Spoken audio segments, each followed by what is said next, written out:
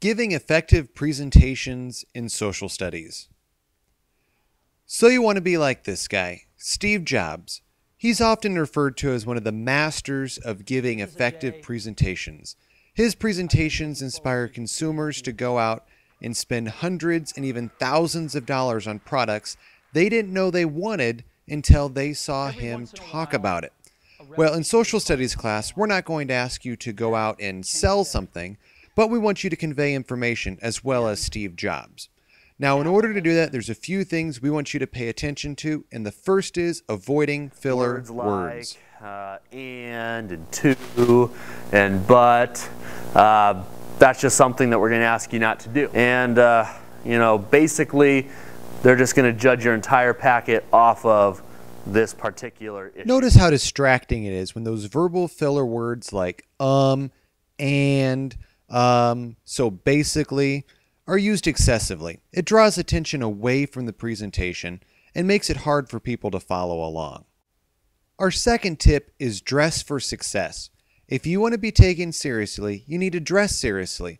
Notice how it's kind of distracting if we're trying to listen to what our presenter's saying here and we keep looking down at what's on his hooded sweatshirt.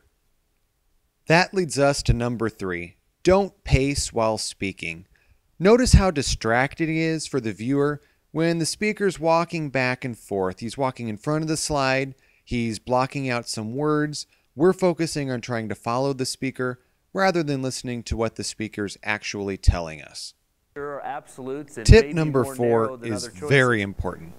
Do not read the slide. We can see the slide. We don't need you to read it to us. It's boring. Think about 2 to 3 issues and ask, which one I'm bored already. Let's move on to tip number 5. How do we make our presentations rock? If solved. All right, tip number 5 is to prepare a proper presentation. Now, I'm here at Google showing you how to get the images that you want to actually use in your slides. Notice I've Googled the War of 1812. I get my list of images here, and I can kind of click through and start to preview them and see which ones I like. However, a little tip for you is if you click Search Tools and go to Sizes and select Large, that's going to go out and pull images that are large enough, in most cases, to fill up your entire slide. And this is going to result in great looking slides. Now, once I go and view full screen, I can right click, I can do a save image to my downloads, and it saves it. Once I'm in Keynote, I can drag that image in. Notice it fills up the entire slide. I can click Send to Back, pushes my image to the back of the slide. I can add just a few key touches of text to this slide. I've added 4,000 versus 11,000, and I've added New Orleans.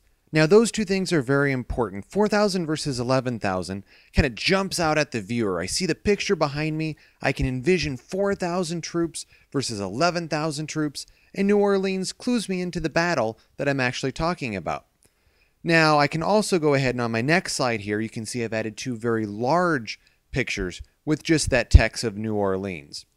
Now that leads us to tip number 6. Look at the audience. If it was distracting to walk back and forth, it's also very distracting to turn around and look at the slide. So look out, engage, and make eye contact with your audience. Was this gentleman pictured here? And this is Andrew Jackson. Louisiana Purchase was a major land purchase. The last tip is to speak clearly and to the point. Tell us what we need to know and why we need to know it. And it had the effect of doubling the size of the United States. To recap, number 1, avoid filler words. Number 2, dress for success. Number 3, make sure to not to pace back and forth while you're giving your presentation. Number 4, don't just read the slide. Number 5, make sure to prepare proper slides. Once you have those prepared, look up at the audience. We want to see you talk. And then number 7, speak clearly. Tell us what we should know.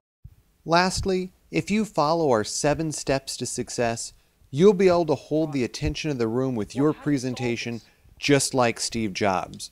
Good luck.